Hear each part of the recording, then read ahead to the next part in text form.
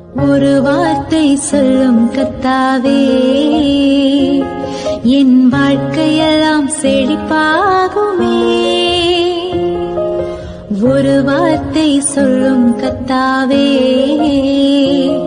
என் வாழ்க்கையெல்லாம் செழிப்பாகுமே. ஆண்டவராகிய இயேசு கிறிஸ்துவின் இனிதான நாமத்திலே ஒரு வார்த்தை சொல்லும் கர்த்தாவே என்ற தியான நிகழ்ச்சிக்கு உங்களை அன்புடன் வரவேற்கிறோம். கர்த்தர் கிருபையாய் தந்த இந்த நல்ல நாளிலும் மீண்டும் உங்களை கர்த்தருடைய வார்த்தை மூலம் சந்திப்பதிலே மிக்க மகிழ்ச்சி அடைகிறோம். நீங்கள் எல்லாரும் சுகமாக இருக்கிறீர்களா? கர்த்தருடைய கிருபையினாலே நீங்கள் எல்லாரும் சுகமாக இருப்பீர்கள் என்று சொல்லி நாங்கள் நம்புகிறோம். கர்த்தருடைய கிருபையும் சமாதானமும் உங்கள் குடும்பங்களிலே பெருகுவதாக. நேற்றைய தினத்திலே கேள்வி நேரத்தில் கலந்து கொண்டு பதில்களை அனுப்பி கொடுத்த அனைத்து கர்த்தருடைய பிள்ளைகளையும் இயேசு கிறிஸ்துவின் நாமத்திலே வாழ்த்துகிறோம். கர்த்தர் உங்களை ஆசீர்வதிப்பாராக. ஏசாயா 49 அதிகாரம் 16 வசனம். இதோ என் உள்ளங்கைகளில் உன்னை வரைந்திருக்கிறேன், உன் மதில்கள் எப்போதும் என் முன் இருக்கிறது. கிறிஸ்துவுக்குள் மிகவும் அன்பான தேவனுடைய பிள்ளைகளே, கர்த்தர் இந்த நாளிலும் உங்களை பார்த்து, என் அன்பு மகனே, என் அன்பு மகளே, இதோ என் உள்ளங்கைகளில் உன்னை வரைந்திருக்கிறேன், என் மதில்கள் எப்பொழுதும் என் முன் இருக்கிறது என்று சொல்லுகிறார். நீங்களும் நானும் கர்த்தருடைய கரத்தில் இருக்கிறோம். அவர் எப்பொழுதும் நம்மை பார்த்து கொண்டிருக்கிறார். அவர் நம்மில் நோக்கமாயிருக்கிறார். பொத்தி பொத்தி வளர்க்கும் குழந்தையை போல கர்த்தர் நம்மை பொத்தி பொத்தி வளர்க்கிறார். அவர் நம்மை மிகவும் நேசிக்கிறார். ஒருவேளை இப்பொழுது இருக்கும் உங்களுடைய சூழ்நிலையை பார்த்து கர்த்தர் என்னை மறந்து விட்டார், அவருக்கு என்மேல் அக்கறையே இல்லை, அவர் என்னுடைய ஜெபத்திற்கு இதுவரை பதில் தரவில்லை, நான் நெடுநாளாய் காத்திருக்கிறேன் என்று நீங்கள் சொல்லலாம். ஆனால் கர்த்தர் உங்களை ஒரு நாளும் மறக்க மாட்டார், ஒரு நாளும் கைவிட மாட்டார். நீங்கள் வெட்கப்பட்டு போக மாட்டீர்கள். நீங்கள் நேசித்த மனிதர்கள் ஒருவேளை உங்களை மறக்கலாம், ஆனால் கர்த்தர் மறக்கவே மாட்டார். சங்கீதம் 31:12 வசனத்திலே தாவீது ராஜா, செத்தவனை போல எல்லாராலும் முழுவதும் மறக்கப்பட்டேன், உடைந்த பாத்திரத்தை போலானேன் என்று சொல்லுகிறார். எனக்கு அன்பான தேவனுடைய பிள்ளைகளே, ஒரு மனிதன் செத்து போனால் கொஞ்ச நாள் நினைப்பார்கள், அப்புறம் மறந்து போவார்கள்.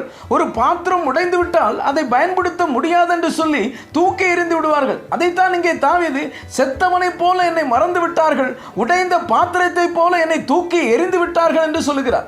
இன்றைக்கு நீங்களும் தாவீதை போல மறக்கப்பட்டு விட்டீர்களோ, உங்களையும் தூக்கி எறிந்து விட்டார்களோ, கவலைப்படாதீர்கள். உங்கள் குடும்பத்தினர் உங்களை மறந்தாலும், உங்கள் பிள்ளைகள் உங்களை மறந்தாலும், உடன் பிறந்தவர்கள் உங்களை மறந்தாலும், சொந்த பந்தங்கள் உங்களை மறந்தாலும், உங்களை மறவாத ஒரு நேசர் உண்டு. அவர்தான் ஆண்டவர் இயேசு கிறிஸ்து. அவர் உங்களை தம்முடைய கைகளில் வைத்து தாங்குகிறார். உங்களுடைய மதில்கள் எப்பொழுதும் அவர் கண்களுக்கு முன்பாக இருக்கிறது. சங்கீதம் 125 வசனம் இப்படியாக சொல்கிறது, பர்வதங்கள் எருசலேமை சுற்றிலும் இருக்குமா போல் கர்த்தர் இது முதல் என்றென்றைக்கும் தம்முடைய ஜனத்தை சுற்றிலும் இருக்கிறார். என்ன அருமையான வார்த்தை பாருங்கள். எருசலேமை சுற்றிலும் மலைகள் பாதுகாப்பாக அரணாக இருப்பது போல கர்த்தர் தம்முடைய ஜனத்தை சுற்றிலும் இருக்கிறார். ஆம் கர்த்தருடைய பிள்ளைகளே, அவர் உங்களுக்கு அரணாக பாதுகாப்பாக இருக்கிறார். சத்துரு உங்களை சேதப்படுத்த முடியாது. அவருடைய அனுமதி இல்லாமல் உங்கள் எல்லைகளில் எதுவும் நடக்காது. இதை விட வேறு நமக்கு என்ன வேண்டும் சொல்லுங்கள்? உங்களை காக்கிறவர் உறங்குவதும் இல்லை, தூங்குகிறதும் இல்லை. பயப்படாதிருங்கள். 2 சாமுவேல் 3 அதிகாரம் 1 வசனத்தை நாம் வாசிப்போம். சவுலின் குடும்பத்திற்கும் தாவீதின் குடும்பத்திற்கும் நெடுநாள் யுத்தம் நடந்தது. தாவீது வர வர பலத்தான், சவுலின் குடும்பத்தாரோ வர வர பலவீனப்பட்டு போனார்கள். தாவீதின் வாழ்க்கையில் எல்லாராலும் அவன் மறக்கப்பட்டிருந்தாலும், சவுலின் குடும்பத்தோடு ஓயாமல் யுத்தம் நடந்து கொண்டே இருந்தாலும், கர்த்தர் தாம் தெரிந்து கொண்ட தாவீதோடு கூட இருந்தார். தம்முடைய இருதயத்துக்கு ஏற்றவனாக தாவீதை கண்டார். அவனை தம்முடைய உள்ளங்கையில் வரைந்து வைத்திருந்தார். அவன் கர்த்தருக்கு சித்தமானவைகளை எல்லாம் செய்தார். அவனுடைய வளர்ச்சியை யாராலும் தடுத்து நிறுத்த முடியவில்லை. அவன் வர வர விருத்தி அடைந்தான். இந்த கர்த்தருடைய வார்த்தையை கேட்டுக்கொண்டிருக்கும் அன்பு தேவனுடைய பிள்ளைகளே, உங்களுடைய வாழ்க்கையிலும் ஓயாமல் யுத்தம் நடந்து கொண்டிருக்கிறதா? கலங்காதிருங்கள். நீங்கள் அவருடைய கரத்தில், அவருடைய பார்வையில் இருக்கிறீர்கள். உங்களுடைய வளர்ச்சியை யாராலும் தடுத்து நிறுத்த முடியாது. தாவீது வர வர விருத்தி அடைந்தது போல நீங்களும் வர வர விருத்தி அடைந்து வளர்ந்து பெருகுவீர்கள்.